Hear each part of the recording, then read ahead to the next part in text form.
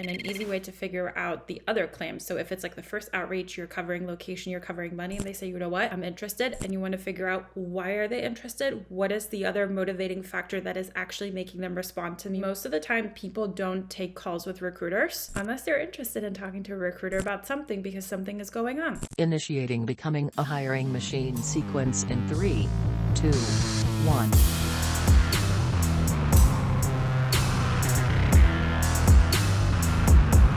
It's Sam Keenly, and welcome back to Becoming a Hiring Machine. This is the show dedicated to fixing recruitment by going beyond saying what needs to change and instead teaches you how to make that change.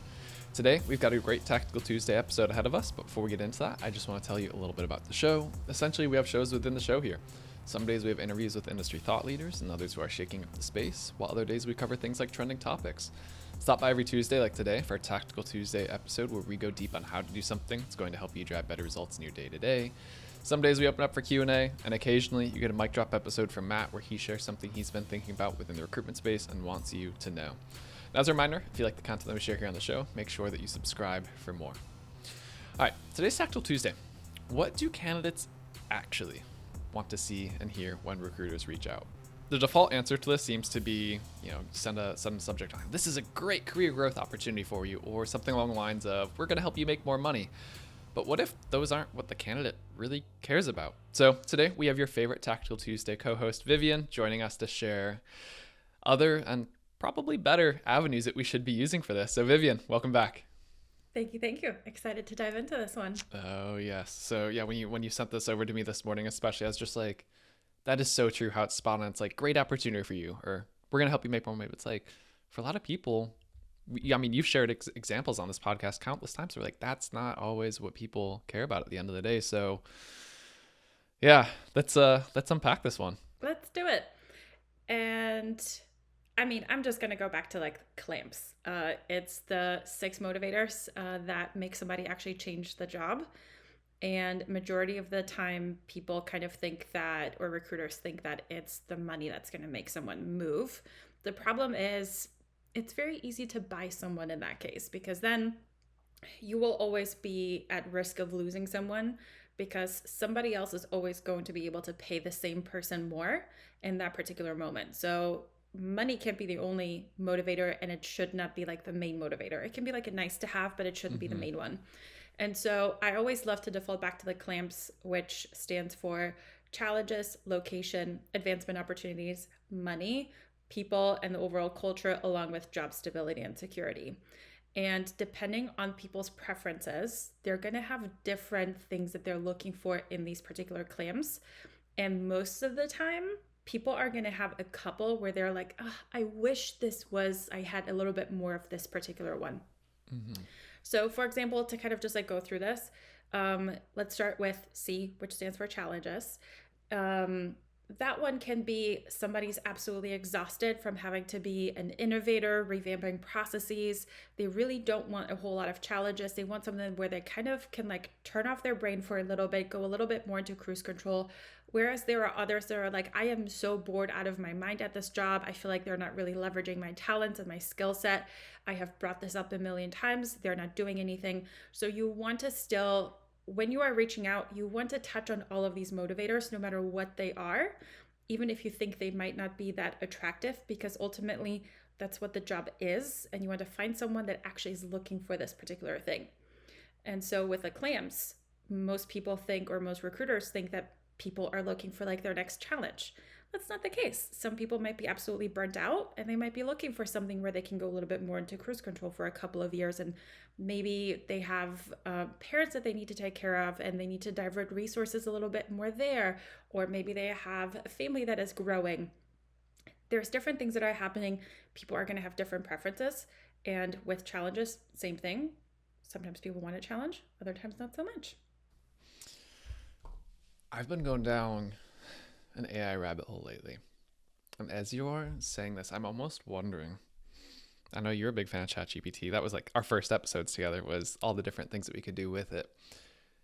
What would you think about, because you can download profiles on LinkedIn or like if you have resumes, anything else, what would you almost think about if you come up with a prompt within ChatGPT where it's basically like, I want to give you a PDF, a resume, something like that, and then here's like their profile or anything else, based on what you're able to see and analyze in there, like from their career history. Have they been in roles for a long time? Have they always been in the same kind of city? Have you seen a steady progression of growth?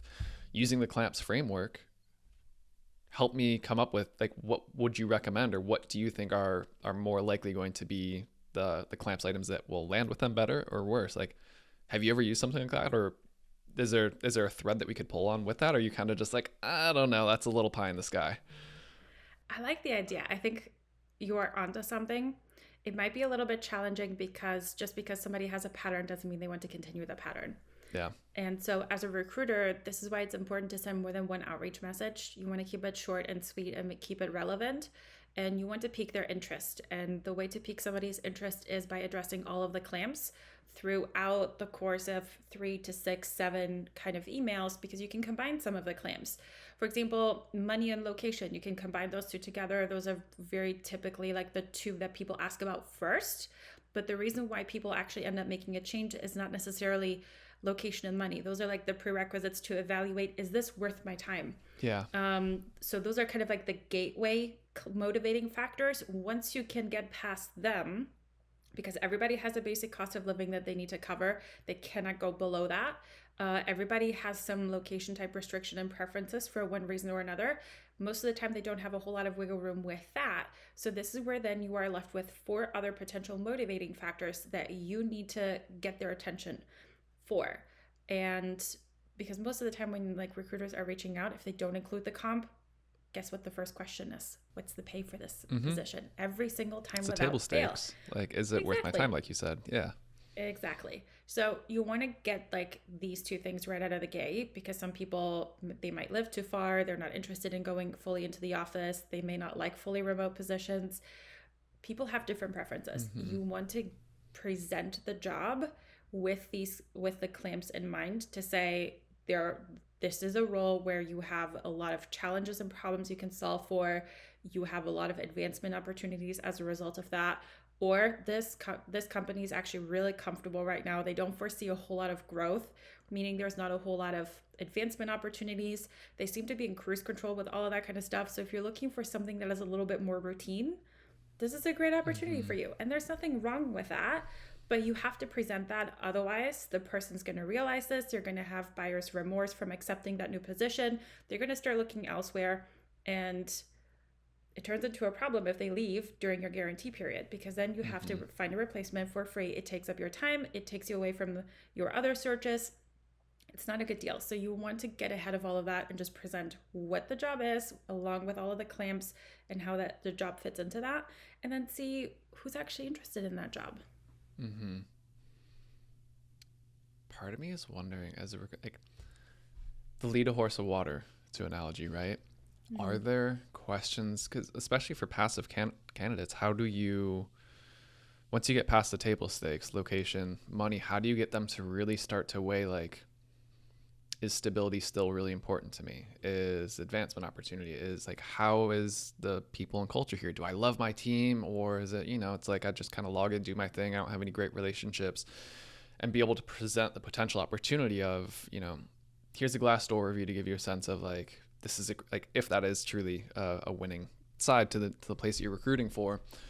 But I'm also wondering if there's a way that recruiters can also help to guide that conversation a little bit more, to say like, here's questions that you should be thinking about and asking. Like, here's a little like chart, doesn't have to be anything pretty, go to Canva and like, or literally just like pull out your notebook, draw the little T thing, stay if I go.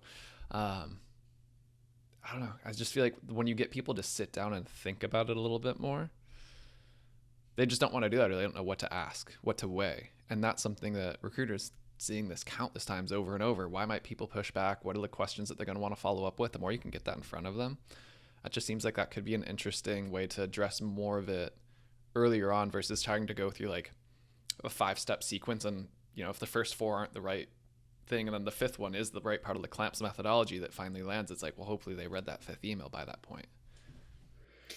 It's a tricky one because it's a gamble, because it really depends on what's the biggest pain point for that particular candidate.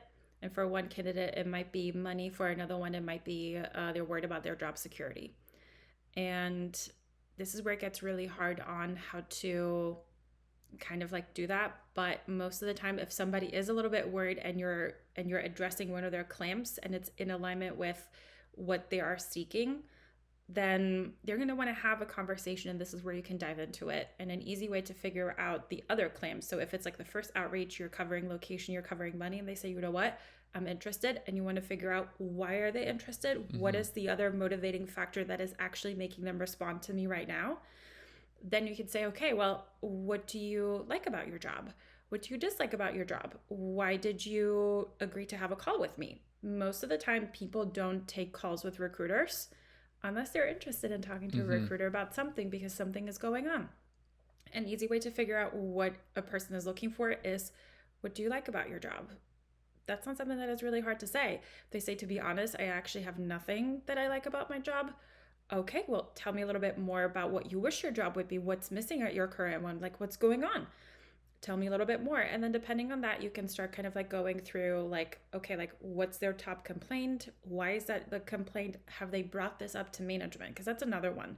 If they have never brought up, for example, like compensation or wanting to get a promotion, if they have never mentioned anything to their manager, that's a little bit of a problem. You have to give your manager a chance to actually make that happen. And managers, they're not mind readers. You got to give them something. So that's something to kind of like consider and ask as well. But just start with the basics of like, what do you like about your job? Or what do you not like about your job? What do you wish your job would be? What would you change about your job if you had like a magic wand or something like that? And then you can start kind of like seeing, okay, what's their like first response? What's the thing that is at the very top of their mind? And then just like write that down and then have like a little chart with just the clams, challenges, location, advancement opportunities, money, people, security, stability, all of that kind of stuff. And then figure out where are they on that spectrum? Because there's always two extremes of like, I don't care about job stability at all. I want something that is high risk, high reward. And there's others that are very averse to that. And they want something that is like almost like guaranteed until retirement kind of a job. And some people fall within there, but you need to know where are their like tendencies, and you want to see that across all the 6 motivating factors so that you can figure out and you can pitch that accordingly, especially if it's like a cut in compensation. Hiring managers are going to be like, I'm really worried about this person taking a $50,000 pay cut. Why are they wanting to take a pay cut? I'm really hesitant to actually like take this person up for that, or they seem to want a challenge. Why are they interested in something that is less challenging for them right now? You want to address these. You don't want this to go unsaid and then the hiring manager jumps to conclusion in the absence of information, makes some bizarre stories up, and then a potentially really great working relationship just kind of like flows away just because things were not quite said. And it all comes from asking those open-ended questions like you were saying there. Yeah. And it's something that you need to keep in mind because especially during the negotiation phase, this is where things can unravel really quickly. You need to know, why did this person want to make a change? Is it because the culture is very gossipy and very toxic? It's very easy to forget about that when you receive a counter offer from your current employer. You then want to be able to go back and say, hey, person, you told me all of these things when we initially started this conversation. Do you think that the proposed solution of your current hiring manager, is it really going to solve this problem, or is this problem going to be back in a month or two and you're going to be back at square one? Let's make sure we're really looking at what are your motivating factors? Why are they your motivating factors? Can these actually be fixed and solved? Or is this an unsalvageable situation where it's just really not the right match and you need to get into a different and better situation for you specifically? And so you need to know these things. You need to have these conversations up front because it's going to be, for lack of a better way of saying it, it's going to be your ammo when things get really tough. And you need to have that because you genuinely want to help people get into the right job and into the right positions. And the only way to do that is to know, what are they struggling with right now and what are you trying to help them solve them for? I love that. And it's going so much beyond just being a transactional recruiter to understanding like those questions are what's going to drive your ultimate success at the end of the day on both sides of that. This is giving me a lot to think about. I like this. Good topic today. Some food for thought. Oh yeah. All right. Well, anything else before we wrap this one up? Give it a try. Talk to people. Start noticing when they're saying things, how you can categorize them into the different clamps. and you'll start noticing a pattern. And if you are a specialized recruiter, this is where you can actually pick up on some industry trends and find some additional insider information. And then you'll be able to ask some like deeper questions. So keep an eye on that, or keep an ear out for it. Eyes and ears. Love it. Well, Vivien, truly appreciate you joining as always to come and share this type of knowledge with us. And I'm sure that it's given me a lot to think about. I'm sure it's going to give recruiters a lot to think about as well. So as we wrap, Becoming a Hiring Machine is a production of Loxo. If you like this episode, but you're not sure where to go next, we've got a link to a similar one, and you can find those in the show notes of the description of, and that's within your podcast streaming platforms. I almost knock over my mug of coffee. That would not have been good. Full video episodes are available on YouTube. We have them on our website as well. And if you ever have questions for us, send them to us at podcast@loxo.co. And lastly, if you did enjoy this episode, please make sure to leave us a quick rating in your podcast streaming platform. It only takes 3 seconds, but it's going to help other recruiters like you to find us. So, all right, everyone, that's the show. That was another great Tactical Tuesday with Vivien. Until next time, bye, y'all.